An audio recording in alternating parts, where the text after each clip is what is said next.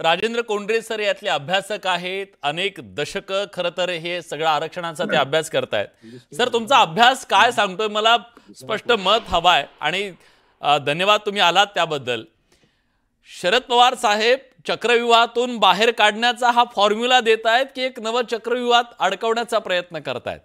तुम्ही या सगळ्याकडे कसं पाहता?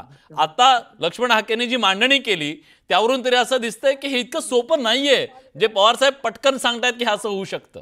तुमचं प्लीज याच्याबद्दलचं अभ्यासू मत हवंय मला। पवार साहेबांनी त्यांच्या मुख्यमंत्री पदाच्या काळात 1990 पासून जे चक्रव्यूह तयार केलेलं आहे आरक्षणाचं, त्यामध्ये तत्कालीन सर्वोच्च न्यायालयाचे आदेश, निर्देश, त्याचबरोबर वेळोवेळी झालेल्या घटना दुरुस्त्या याचा अवलंब न करता ते आदेश निर्देश डावलून वेगवेगळी परिपत्रकं काढणे, ह्या गटातला माणूस त्या गटात टाकणे, त्यानंतर घटनाबाह्य कायदा तयार करणे, पदोन्नतीतल्या आरक्षणाचाही घटनाबाह्य कायदा तयार करणे, असे सगळे प्रयोग केले। ते चालले जवळपास आता 25 साल आहे आणि आधीचे 10-35 वर्ष महाराष्ट्रामध्ये अनेक कायदेशीरच्या ऐवजी बेकायदेशीर गोष्टी आज रोजी महाराष्ट्रामध्ये अस्तित्वात आहे।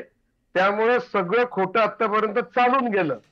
फक्त मराठ्यांच्याच वेळीस एक मोठी दुर्बीण आणून प्रत्येक गोष्ट तपासण्याची जी आता काही व्यवस्था तयार झालेली आहे, त्यांना आझाद मैदानावरचा जो बाहेर असलेला जो वर्ग आहे त्याची सामाजिक आणि शैक्षणिक परिस्थिती, त्याची बेरोजगारी, याचं थोडंसं चिंतन जरा वेगळ्या चष्म्यांनी विरोधकांनी केलं तर याच्यावर मार्ग नक्की मिळू शकतो। दरवेळेस वेगवेगळे फॉर्म्युले सांगून हा प्रश्न कधीच आयुष्यात सुटू शकत नाही।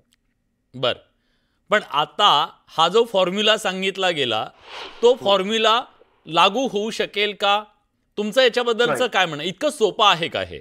का शेड्यूल 9 ज्यावेळेस जयललितांनी लागू केलं त्यावेळेस राजकीय अपर्याप्त परिस्थिती त्या काळात होती, त्यामुळे त्यांची मदत असल्यामुळे ते शेड्यूल 9 मध्ये टाकलं।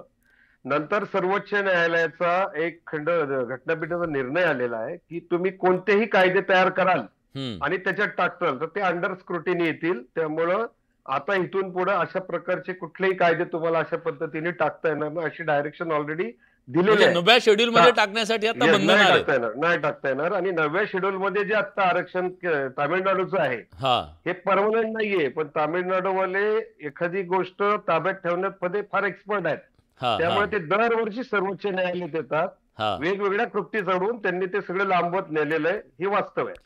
बर, मग अशा परिस्थितीमध्ये योगेश केदारजी आज आंदोलक म्हणून तुम्ही कसं पाहता? जेव्हा शरद पवार साहेबांना प्रश्न हा आहे की मनोज जरांगे पाटील तिथं बसलेत आंदोलनाला, ओबीसीमधून आरक्षण द्यावं ही त्यांची प्रमुख मागणी आहे, त्या प्रश्नाच्या बद्दल थेट उत्तर देण्यापेक्षा द्यावं की न द्यावं आणि द्यावं तर कसं द्यावं याच्यापेक्षा त्यांनी एक नवाच फॉर्म्युला समोर आणला। आम्ही तामिळनाडू 50% आतमधलं ओबीसींचं 27% आरक्षणामध्ये मराठा समाजाला जर आरक्षण द्यायचं असेल तर काय करावं लागेल? पुनर्रचना करावी लागेल सगळी, कारण आता 32% रिझर्वेशन ओबीसीला आहे। बाठिया कमिशन नुसार त्यांची 38% पॉप्युलेशन आहे आणि पण त्याच्यासाठी इम्पेरिकल डेटा लागेल आणि सगळ्यात महत्वाचं जनगणनेची आकडेवारी लागेल।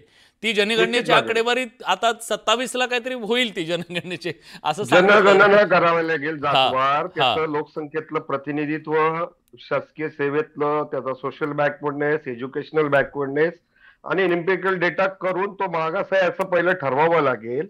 पहिली गोष्ट एक लक्षात घेतली पाहिजे, ओबीसी ही परमनंट व्यवस्था नाही एससी एसटी सारखी किंवा भटक्यांसारखी, अलग लक्षात। त्याच्यात भटके जे काही डुप्लिकेट मगाशी ते म्हणले माने साहेब ते बरोबर आहे, ते ओबीसी मध्ये होते 10%, ते 90 साली पवार साहेबांनी ते 2% वाढवून आरक्षण त्यांना वेगळं करून दिलं, पण इकडचं 10चं 8 करायला पाहिजे होतं, ते 19 केलं।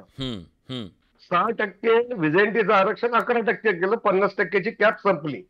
आता परत 2% गोवारी का जो मोर्चा झाला त्यात 105 लोक मेली, त्यामुळे ते 2% तेव्हापासून आज राजू आहे। हे 52% हा आरक्षणाचा कायदा आता सर्वोच्च न्यायालयामध्ये विजय वर्सेस घोगरे वर्सेस स्टेट मध्ये तो चॅलेंज झालेला आहे। महाराष्ट्रात तो रद्द झाला होता, हे कोणाला माहिती नाहीये। मॅटने तो रद्द केला होता, हायकोर्टाने काही टर्म्सवर व्हिजेंटीचा पदोन्नतीतलं आरक्षण रद्द करून तो सुप्रीम कोर्टात नेला। आता जर मराठा समाजाला ओबीसी मध्ये आरक्षण द्यायचं असेल तर ते 2 प्रकार आहेत। ज्यांच्या नोंद कुणबी आहेत आणि त्याची जी कनेक्टिव्हिटी आहे त्यांना ऑलरेडी ते प्रमाणपत्र देता येतं. ते दिलेलं आणि त्यासाठी नाही सर, त्यासाठी सुद्धा आम्हाला 25 वर्ष संघर्ष करावा लागेल. माझ्याकडे ते सगळं रेकॉर्ड आहे 1 जून 2004 पासून. तर मी तर 3 वेळा कोर्टात ह्याच्यामध्ये गेलो आणि त्याच्यामध्ये वेळोवेळी त्या सुधारणा करत करत ह्या प्रमाणपत्र आणतायत. फक्त मला हाके साहेबांसाठी एक मुद्दा सांगायचा आहे. मराठा समाजाला जर आरक्षण द्यायचं असेल तुम्हाला ओबीसी मध्ये, तर आता 19% जे पॉप्युलेशन आहे पर्सेंटेज, त्यात त्याला पहिलं द्यावं लागेल. नंतर काय की व्हिजेंटी, नंतर हे ओबीसी, ह्याची संख्या मोजून तुम्हाला ज्याचा त्याचा वाटा तयार करावा लागेल आणि तो करावं लागेल असं म्हणणं आहे तुमचं. 19% आणि ही मोठी प्रोसेस आहे.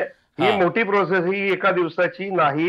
ह्याच्यामध्ये राजकीय विल पॉवर, सर्व राजकीय पक्षाची मान्यता, सगळे समाज. असं आहे बघा, आज एखाद्याला 2 गुंठे जागा जास्त दिली आणि 15 वर्षांनी परत मागताना सहज कोण सोडत नाही. बरोबर. मी विचारतो सर, वेळ कमी आहे म्हणून